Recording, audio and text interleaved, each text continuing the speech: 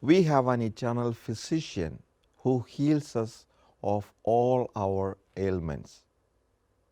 We also do have our earthly or human doctors who helps us in taking care of our physical ailments and needs. Today, we have a sister doctor with a lot of dreams.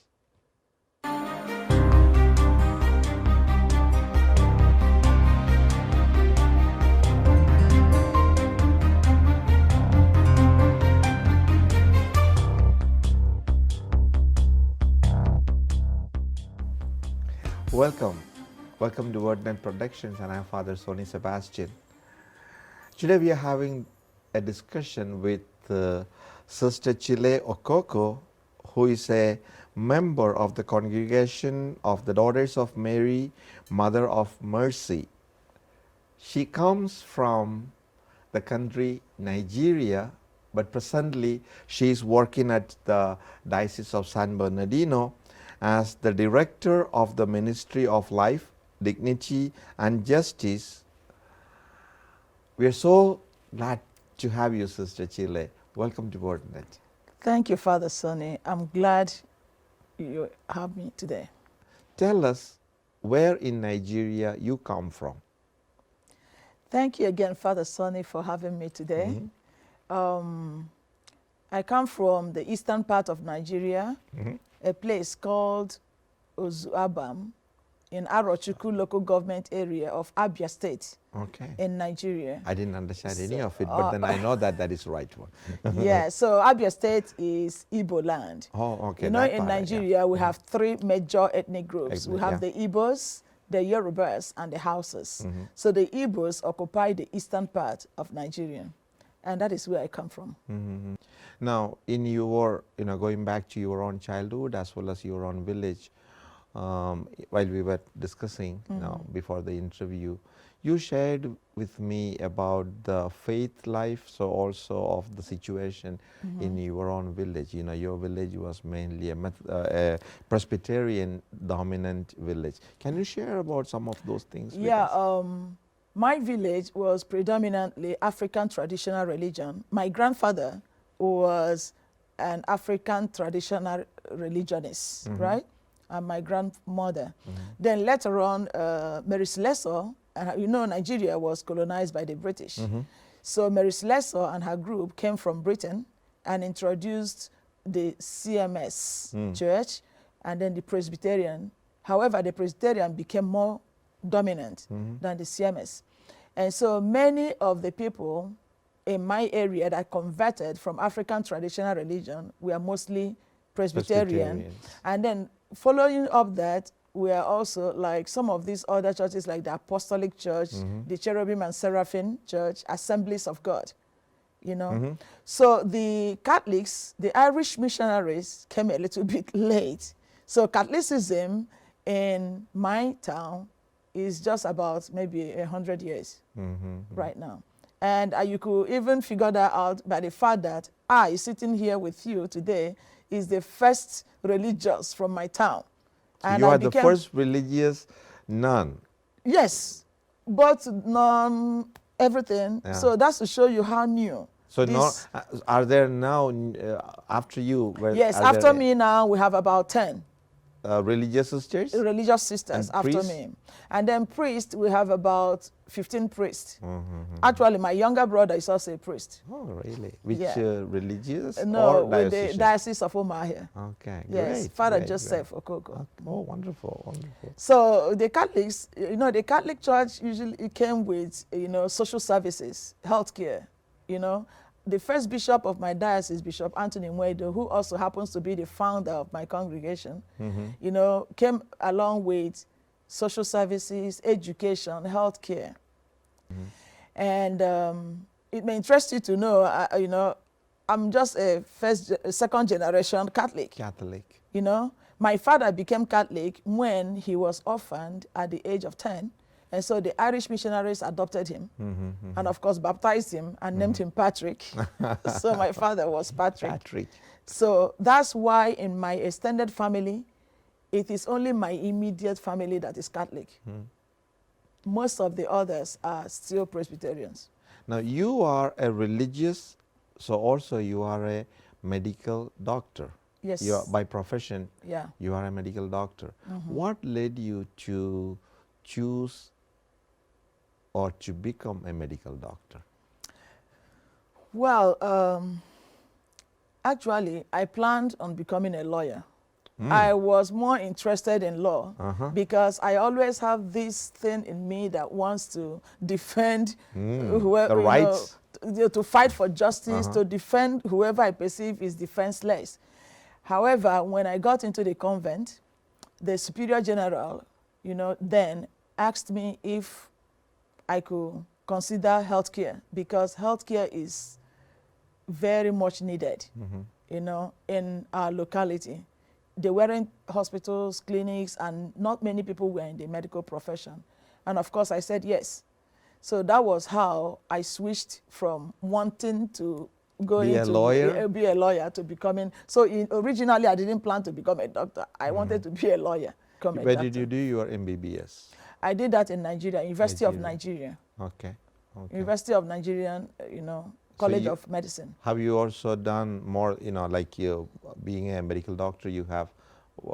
yeah, I did my internship. Internship? In the University of Nigeria Teaching Hospital. Okay. I did that for a year.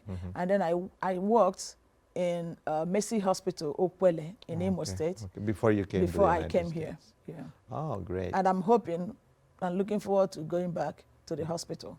Yeah, we are going to come to that part, because I know that one of your dreams have been fulfilled recently, but we'll talk about that dream. But before that, we are going to take a short break, because I want to ask a lot of things, in fact, a lot of things with regard to health situation, the situation of women and children. So also, what led you to have this dream, fulfillment in your own village as well? Please stay with us. Sister Chilee is going to share with us a lot about her dream and her dream mission getting fulfilled in her own village in Nigeria. Stay with us.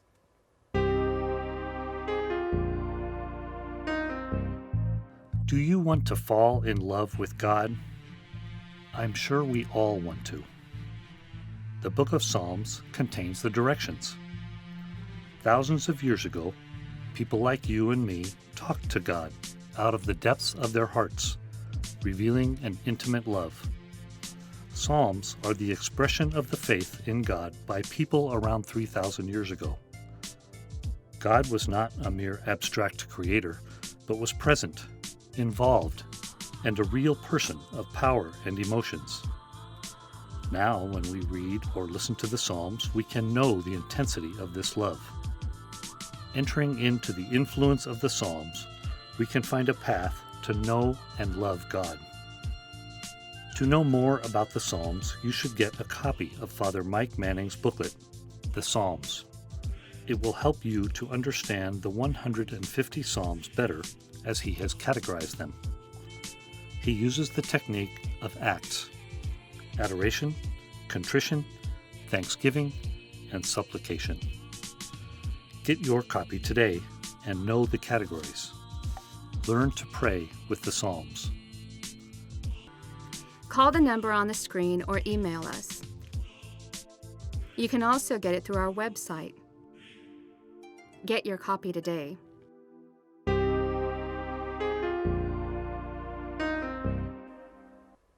Welcome back. We are with Sister Chilee Okoko, who belongs to the congregation or the religious order of the Daughters of Mary, Mother of Mercy from Nigeria. Sister Chilee, what is that motivation which led you to go ahead with this dream that you have been having, your dream of building a hospital in your village? Thank you, Father, for this opportunity to share this story. This is something that is very dear to my heart, something that happened 34 years ago. I became a sister on September 10th, 1988. And with all the joy and excitement of becoming finally a sister in my congregation, then barely 2 months later, on November 20th, 1988, during the Feast of Christ the King, in Nigeria, the Feast of the Corpus Christi and Christ the King are usually celebrated together in November because that's when we have dry season. And this celebration is accompanied with much jubilation, dancing, Eucharistic procession from on the streets. So on this fateful day, during the Feast of Christ the King, you know, usually the Boy Scouts control the traffic, you know, trying to guide the procession on one side and the motorists on the other. However, this irritated motorist driver refused to stop when they were stopping him. I can't tell you now that he did it purposely or he didn't, only God knows. But all I know is this guy ran into the procession. He plowed into... He plowed into the procession from the back. Oh. Yeah, people didn't see this coming. So he plowed from the back. He knocked down my pastor, Father Michael Arochukwu of the Sons of Mary, Mother of Mercy, who was my pastor carrying the Blessed Sacrament. He knocked down Sister Vincent de Paul Ajuzie.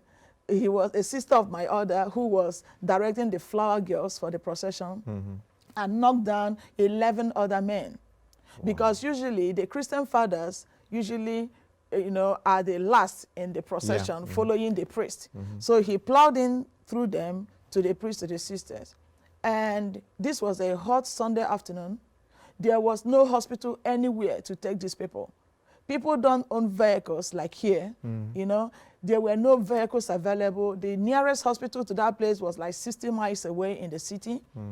So we lost 13 men, including Sister Vincent de Paul, in that accident. It was a dark day in the history of the Catholic Diocese of Umuahia. And for me, it was so personal because it was my parish. This was the priest that organized my religious profession just 2 months back. And Sister Vincent de Paul, a sister of my order. So in my young mind, I promised myself that if ever I get the opportunity in this life, I am going to be instrumental in establishing a healthcare facility in that area. And so this happened 34 years ago. And since then, it has not left my mind. It is a dream I wish to accomplish in my life. And so when I came to the US, when I came to the Diocese of San Bernardino, I didn't forget that dream.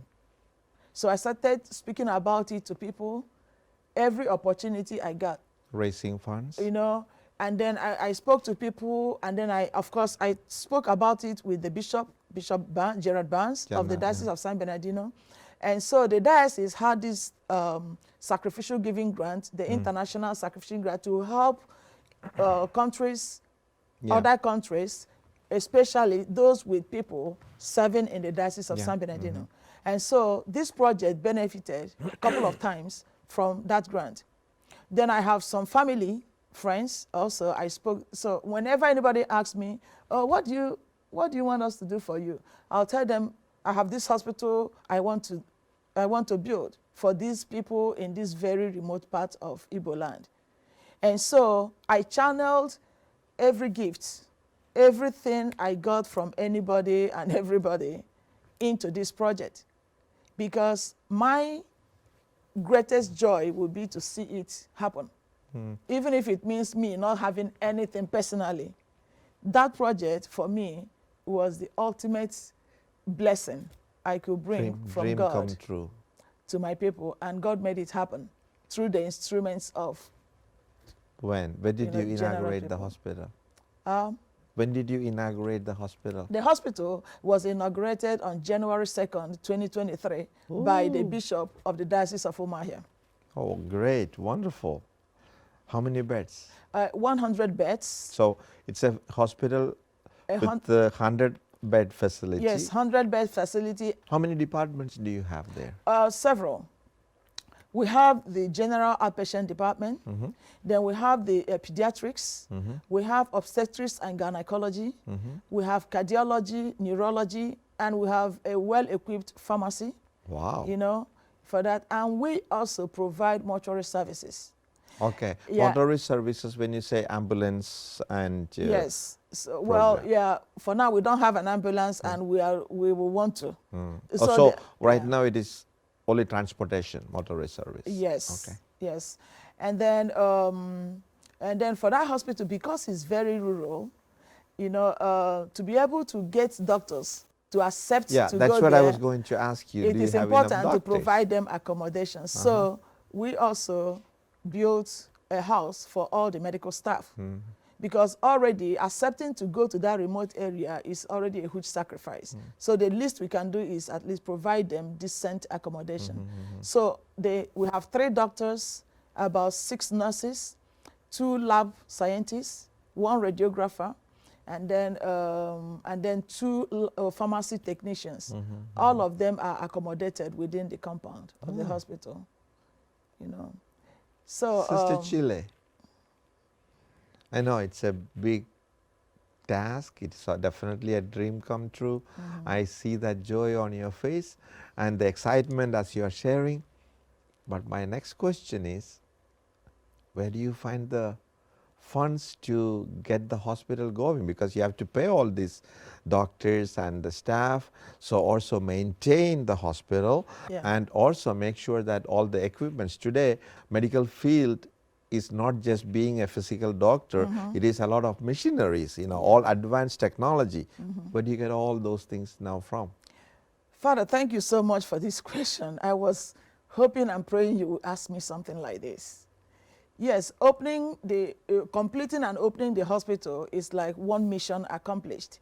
But then sustaining it and keeping it open is a huge task that still lies ahead. For those doctors, they already know that that is a charitable thing we're doing. So they are not requesting like the huge thing. We all know doctors are paid. They already have accepted to accept, you know, at least the basic, right? And so, and then this hospital is sited in a rural area. 80% of the people coming for our services are not able to pay anything. That's the reason I asked you. They are very appreciative of the fact that we are providing these much needed services. But unfortunately, you know, gratitude is not enough. We need to pay the staff. And we need to restock the pharmacy. We need to restock the medicine, the lab equipment and reagents. And most importantly, we need to pay these doctors because they have lives to sustain themselves. And so this is why it is mission partly accomplished, but not fully accomplished because ongoing mission. It's an ongoing mission. So keeping that hospital open, sustaining that place is a key thing. Yeah, it's a key element of your program. We need to do. So, but then I am very optimistic. You know, I have been able to achieve building the hospital through the hospitality, charity, and compassion from people. And God, who made it happen, definitely will not abandon us at this time. That is my hope. That's my belief. No, so you're absolutely right. So since God has allowed it to get to this point at this time, I'm sure the same God will make it happen again, sustain us. So we are still hoping on the charity and the assistance of people of goodwill to make sure that this good outreach to these people who are very indigent, helpless, and at times hopeless, that we keep it up to the finish. Now, That's my hope. Do you wish to, I know you mentioned at the beginning that you wish to go back. Yeah. So do you wish, when you go back, at least do you wish to be part of the administrative and the doctoral team? Yes. So for now, I'm still working hard to see how we could get that place to be sustained for What's a your longer specialty term. You know, as a doctor? Surgery. I've always been interested in surgery. Which section of surgery? General. General surgery. Yes. So I'm still having the hope that I will go back there to continue working because Father, it may interest you to know that it is not just healthcare that we are doing there. We also have another ministry I choose to call Angel's Kitchen Ministry, where we cook and feed the children. Because there we have, those people still need a lot of both social and pastoral care and education.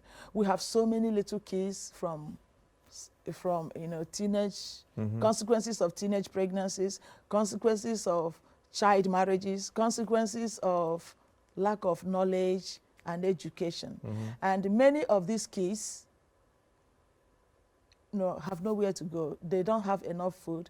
So for now, we offer them once a week food. I know I have a lot of things that I wanted to ask you, with regard to what the situation in Africa. We were talking about HIV/AIDS. We were talking about the sickle cell disease, which is so predominantly among people of African descent. You want me to talk about Yeah, please tell about sickle cell disease at least. Yeah, sickle cell disease is a disease that is very predominant among people of African descent, where a man with an AS genotype marries a woman that is also AS genotype. They end up having children with SS genotype. So what it means is that the child, because being an AS means you are a carrier of that sickle cell gene, but you may be okay. But if you have a child that is SS genotype, that child has what we call sickle cell disease. And what it means is this child, it has a challenge of multiple health crises, and they die. Oh, so now, before you continue, so is it like their immune system is very low? No. No? No. It is a genetic disorder. Oh, so it's a genetic disorder, not the immune problem. No, okay. It is a genetic disorder, and it is very common among people of African descent. Even here in the U.S., the sickle cell disease is common among African Americans. But the concern here is in Africa, because of lack of understanding, education, and awareness, if your kids die that way, of course, you attack the witch. Because people don't understand about genetic disorders, they believe this woman must be doing something that is killing her children. In some places, this woman may be ostracized. Yeah. The woman will be subjected to perform so many rituals of cleansing for being a witch, but she is not a witch. Lack of education is also the reason why HIV/AIDS is very rampant. Because people do not understand these blood-borne diseases. Like a woman is in labor, fellow women in charity comes to help deliver her baby without proper gloves and anything. So she could give them HIV, or they could give her HIV, vice versa. That is lack of education. Some major blood-borne diseases like hepatitis B, these are things they don't understand. They need somebody to provide the education, the awareness to them. So most times, people get HIV not because they're promiscuous, not because they're going about having sex all over the place. They get HIV because of exposure to blood. They are ignorant. So they need help. They need somebody to educate them. They need somebody to inform them on what to do and how to avoid all of this. And many of the women allow fellow women help deliver their babies, not because they don't know they should go to a maternity. One is there's no maternity. They don't have money as well. They don't have money as well to do that, and it's cheaper. Yeah. If fellow women could do it, you don't have to pay anything. But then, at the end of the day, we have high infant and maternal mortality rate. Kids that die before their 5th birthday are many. Women that die from pregnancy and childbirth are also many. So one of my goals of starting this hospital is to try to minimize the infant and maternal mortality rate in that area. That's number one. Number two is to provide education and awareness. This hospital started in January, and since January, because I'm in communication with the doctor, I want to know, what are the predominant cases coming your way? 70% of people that have come so far have diabetes without knowing they do, because they don't have any means of doing checkups. Blood tests. They have no way of doing blood tests. Many of them are diabetic without knowing they are. And of course, you know, hypertension is the silent killer. Silent killer. Many of them are hypertensive without even knowing they are. And you know what that problem causes, Father? Somebody drops dead. Oh, your wicked neighbor killed you. Your brother-in-law, who is jealous of your brother and son, killed you. Black magic. Black magic. So there is a lot of suspicion. There's a lot of suspicion from neighbor to neighbor, even in families, because he was well last night. He took supper. He was okay. He went to work yesterday, and then he dropped dead today. Somebody killed him. It is witchcraft. You are wicked. Somebody killed him because they are jealous of him. But that is not true. He has been hypertensive. He has been diabetic without knowing he was. And these are chronic diseases that kill you gradually. You may think you're feeling okay, but you're not okay. You can drop dead anytime. So these are some of the concerns. As a medical professional, these are the things I see very common in my community, and I believe they need help with not just medical services. They need help with education. They need help with awareness and information about this. And it will also pastorally help to improve relationship Exactly. among people and among families. Sister Chilee, I see the, I don't want to call it excitement, the spirit and the driving force in you. I want to wish you all the very best success in your ministry there, and especially with the hospital and the medical ministry that you have begun. Thank you, Father. And Thank you. I'm sure this program, the people who are going to listen or who listens to and watch the program will also be inspired, and maybe some of them might call you to support the ministry as well. I know, as you were saying, it's an ongoing program. It is not something that is just entered with the physical building of the hospital and just beginning the services there. So hope and pray that you will also find the necessary means and funds to keep this going, and I'm sure there is a divine hand behind this. I believe so. And as I said at the beginning, the divine healer, the eternal healer will be with you. Thank you. So that through your hands and through the hands of those doctors and the paramedics there, you can bring a lot of healing. So also awareness in the people of your village, and the ministry should go on. Thank you. Thank you, Father, so Thank much you for so this much. opportunity. Thanks for coming to our studio, sharing this beautiful ministry that you have begun with us, and hope that many people will respond to this. Thank you, Father, for the opportunity, and thank you for having me today. You're welcome. I'm really very grateful. Thank you. And thanks to all of you who were with us listening to the story of Sister Chilee, and you have been moved by that. You know how to respond. Thanks again for being part of this ministry, Wordnet Productions. And if your heart tells you, support us as well with your prayers and with your finance. Blessings always.